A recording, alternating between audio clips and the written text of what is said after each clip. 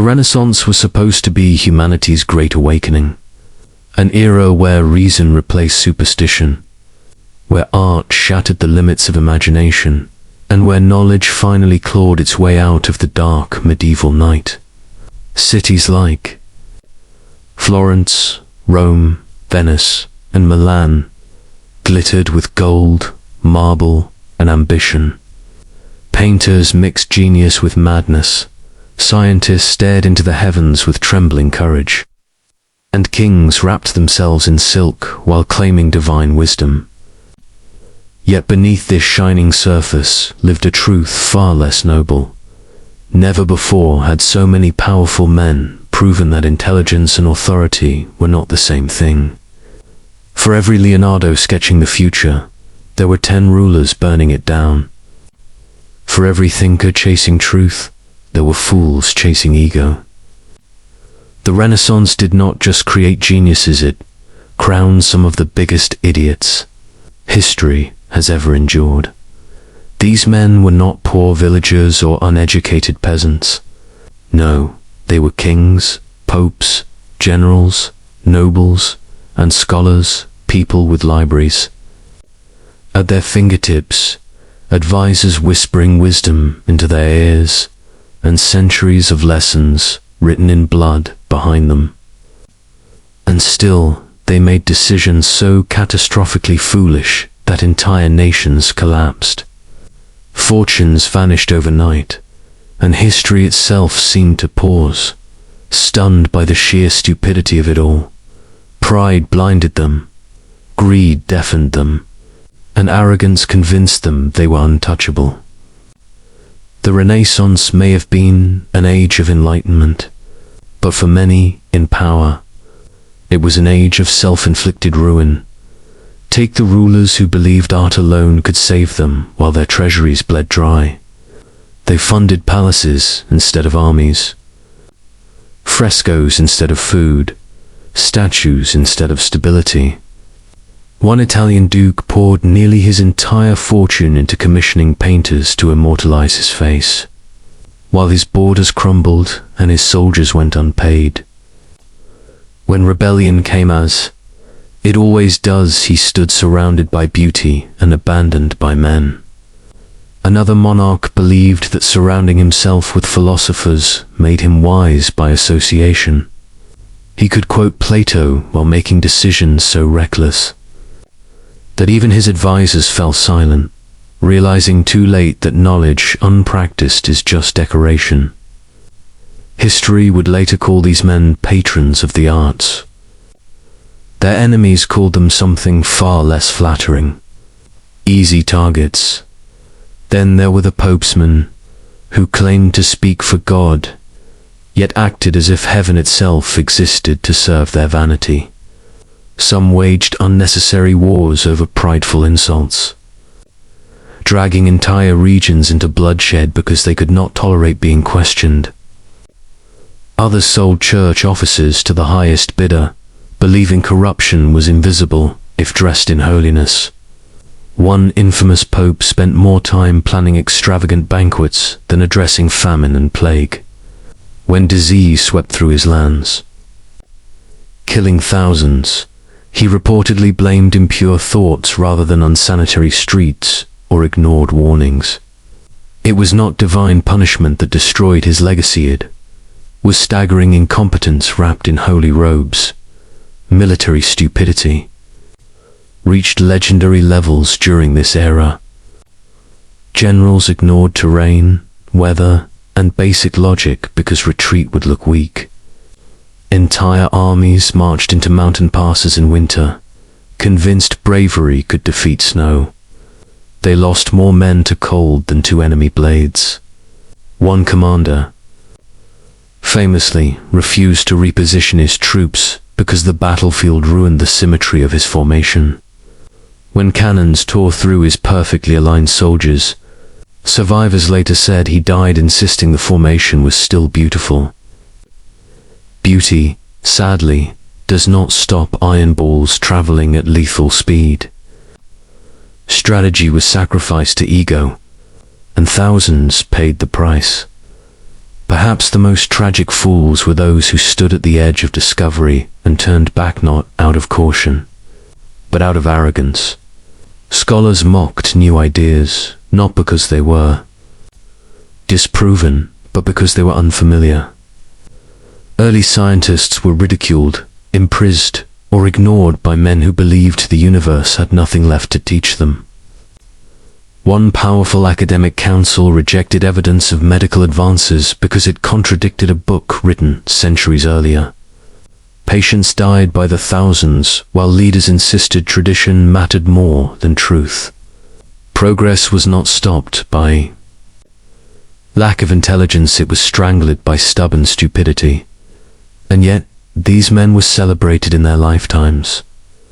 They wore crowns, held titles, and commanded respect.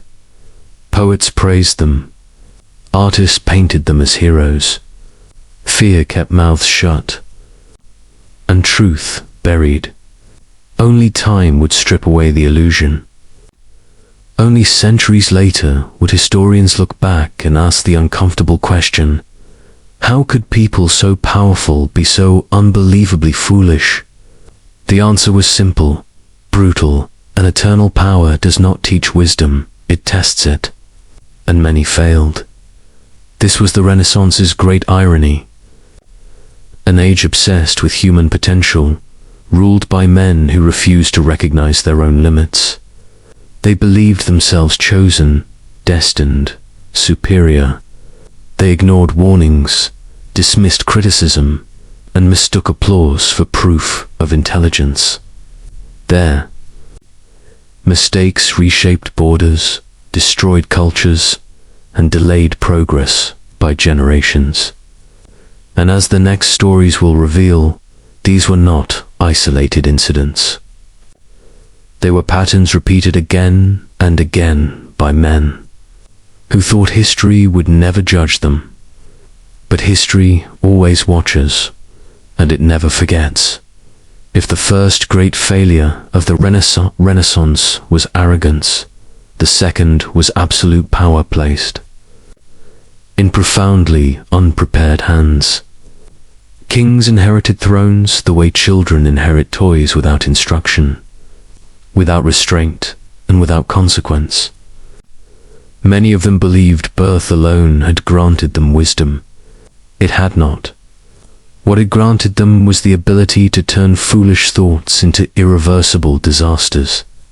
Across Europe, crowns rested on heads that had never learned patience, humility, or the terrifying weight of responsibility.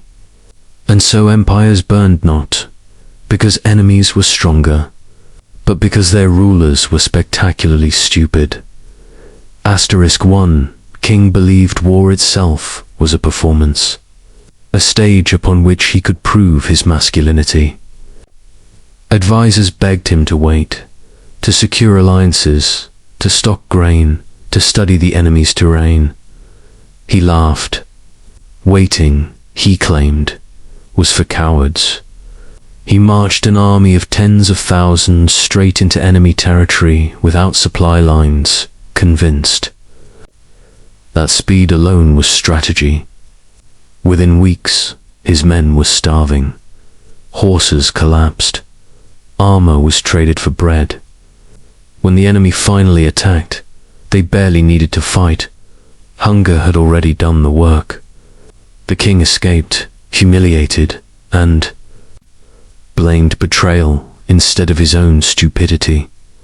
His empire never recovered. History would later describe his reign in one cruel sentence: bold in spirit, empty in thought. Another monarch bankrupted one of the wealthiest realms in Europe because he was obsessed with legacy, not justice, not stability. Legacy, he commissioned. Monuments larger than cathedrals, palaces layered in gold, and portraits so extravagant they required entire villages to fund a single frame. Taxes crushed farmers. Merchants fled. Soldiers mutinied after months without pay. When rebellion finally erupted, the king stood inside his masterpiece palace, staring at his own painted face, unable to understand why the people hated him. He had given them beauty, he thought. What he had taken was everything else. His execution was swift.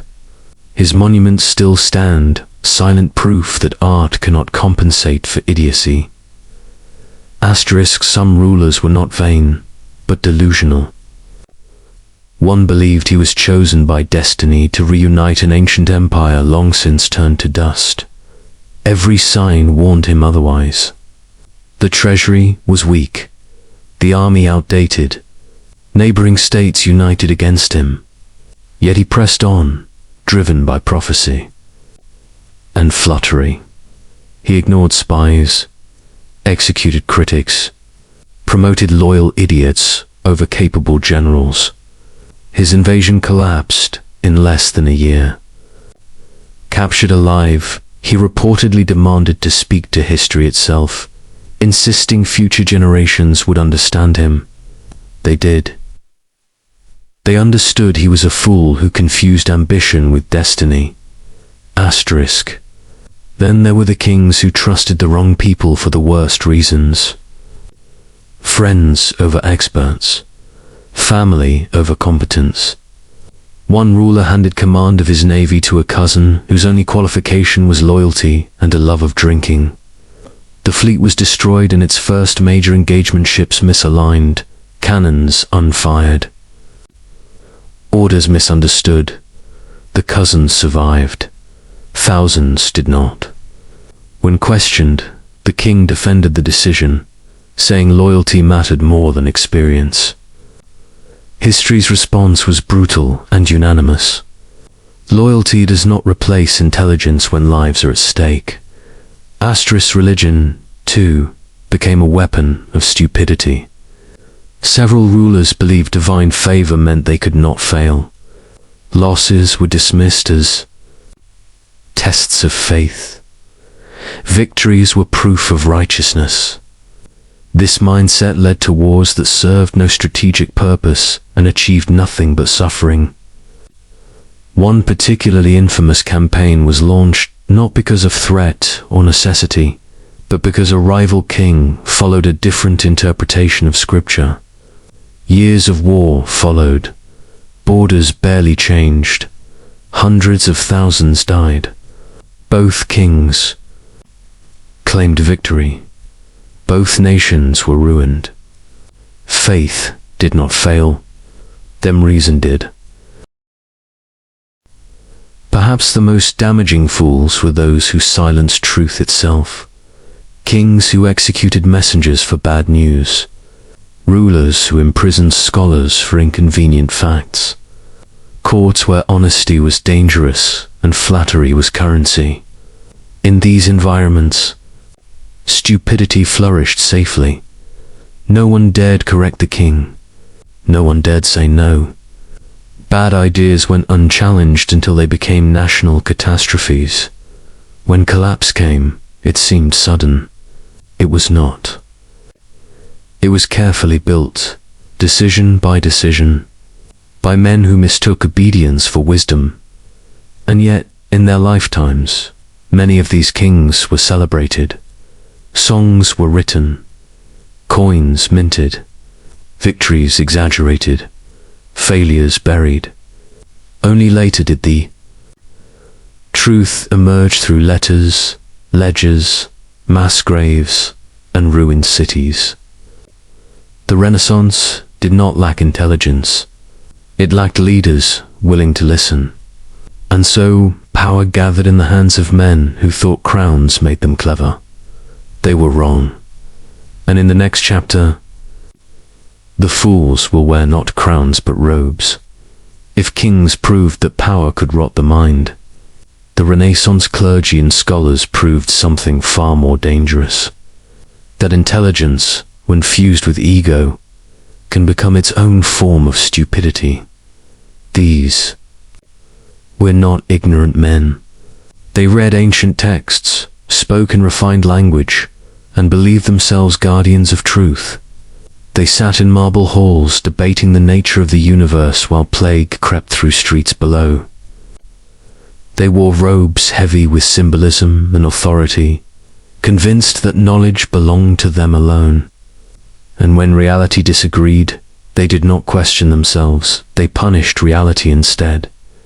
The popes of the Renaissance ruled not only souls, but armies, treasuries, and entire regions. Many saw themselves as spiritual leaders second and political gods first. One pope famously declared that criticism of his decisions was equivalent to heresy.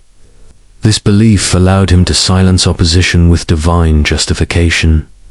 When advisors warned that his endless wars were draining the church's resources and weakening its moral authority, he accused them of lacking faith. When cities rebelled under crushing taxes meant to fund his campaigns, he called it rebellion against God, rather than desperation. By the time his reign ended, the church's influence was fractured, its image stained beyond repair not by enemies, but by a man who believed holiness excused incompetence. Even worse were the scholars who believed that being learned meant being incapable of error. Universities became fortresses of tradition, where ancient texts were treated as unchallengeable law. If a book written 1,000 years earlier said something was true, then evidence to the contrary was dismissed as illusion or madness. 1. Medical authority insisted that bloodletting cured nearly every illness, despite overwhelming proof that patients were dying faster because of it. When younger physicians presented results showing improved survival without the practice, they were mocked, expelled, or accused of dangerous innovation. Thousands died so that scholars could protect their pride. Scientific stupidity reached its peak when observation threatened authority. Astronomers who dared suggest the heavens did not revolve around Earth were not merely disagreed with, they were condemned. The idea was seen as an insult, not just to theology, but to human importance itself. One council of learned men rejected astronomical evidence without reviewing it, declaring that truth does not require examination. That sentence alone would haunt history. By refusing to look, they ensured they would be remembered not as thinkers, but as obstacles. Progress did not fear ignorance, it feared institutional arrogance. Corruption added another layer of absurdity. Church positions were sold like market goods. Bishops who could barely read scripture held immense power because they could pay for it. Meanwhile, genuine reformers were labeled troublemakers. One reform-minded priest warned that public faith was collapsing under visible corruption. Instead of addressing the issue, church leaders exiled him, convinced silencing the messenger would silence the problem. It did not. The backlash that followed would permanently fracture Christianity. The Renaissance church did not fall because of external attack. It collapsed under the weight of its own refusal to admit wrongdoing. Scholars, too, sabotaged themselves. Academic rivalries became more important than truth. Ideas were rejected, not because they were wrong, but because they came from the wrong city, the wrong school, or the wrong man. Discoveries were delayed decades because admitting another's success felt like personal defeat. One brilliant invention sat ignored because its creator lacked noble birth. When it was later rediscovered and celebrated under another name, the original innovator was already dead. Genius wasted not by lack of insight, but by petty intellectual pride. Perhaps. The most tragic irony was that many of these men sincerely believed they were protecting civilization. They saw themselves as defenders of order against chaos, tradition, against dangerous novelty, and in doing so, they became the very thing they feared. Their refusal to adapt slowed medicine, science, and social reform. Their obsession with authority turned debate into dogma. Their fear of losing control made them blind. The Renaissance promised enlightenment, but these men insisted on closing their eyes. Asterisk. History would later strip away their titles and reveal the truth beneath. The popes who claimed divine wisdom would be remembered for greed. The scholars who claimed intellectual superiority would be remembered for cowardice. Their writings would be studied not as guides, but as warnings. Proof that intelligence, when mixed with ego and power, can be just as destructive as ignorance. Asterisk. And still, the greatest fools of the Renaissance had not yet been fully exposed. Asterisk. Because some idiots were not born into power. Asterisk. They chased it. The most dangerous fools of the Renaissance were not always kings, popes, or scholars. Many were men who stood just close enough to greatness to taste it, mistook proximity for destiny. They were explorers, blinded by greed, advisors, intoxicated by influence, inventors, convinced the world owed them admiration, and opportunists, who believed history was something that happened to others. These men gambled entire civilizations on half-formed ideas and reckless confidence. When they failed, they expected time itself to erase their mistakes. It did not. Asterisk. Explorers launched expeditions fueled by fantasy rather than preparation. Some believed maps were suggestions, not warnings. Others trusted rumors over evidence, convinced fortune favored bravery alone. One expedition leader ignored experienced navigators and followed a route based on a dream he claimed was divine guidance. His fleet vanished into the sea. Survivors later described starvation, mutiny, and madness so severe men argued over which. Hallucinations were real. The leader died, insisting success was just beyond the horizon. His arrogance did not just kill himself, it erased hundreds of lives from history. Asterisk. Advisors, too, played their part in Renaissance stupidity. These men whispered what rulers wanted to hear, not what they needed to know. Truth was dangerous. Flattery was profitable. One royal advisor assured his king that neighboring states would never unite against him.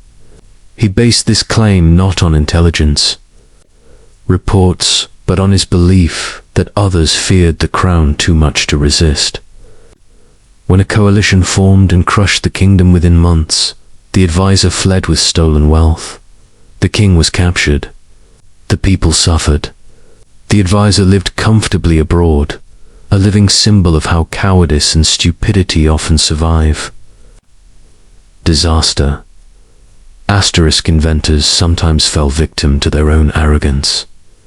The Renaissance birthed incredible machines, but also spectacular failures. Some creators refused testing, convinced their designs were flawless.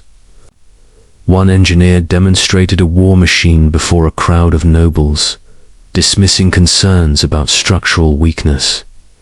When the device collapsed, killing several spectators, he blamed sabotage rather than miscalculation. Instead of learning, he doubled down, insisting perfection had been stolen from him. His career ended in disgrace. Innovation without humility proved as dangerous as ignorance. Asterisk. Perhaps the most pitiful fools were those who believed reputation alone would protect them. They assumed their names would be carved in marble, their mistakes forgotten beneath praise. They were wrong. History is patient. It records success, but it studies failure. Letters resurface, ledgers speak. Graves tell stories, monuments cannot silence. The Renaissance men who thought time would soften judgment instead found it sharpened.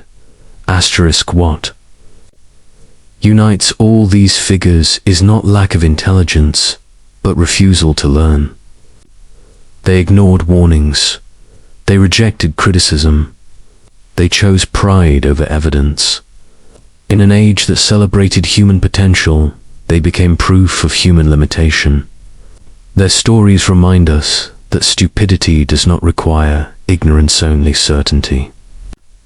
Without reflection, the Renaissance gave humanity art, science, and rebirth. But it also gave us a mirror. In it, we see brilliant minds undone by ego, powerful men destroyed by their own decisions, and institutions collapsing because they mistook authority for truth. These were the biggest idiots of the Renaissance, not because they lacked intelligence, but because they believed they had nothing left to learn. And that, history reminds us, is the oldest mistake of all.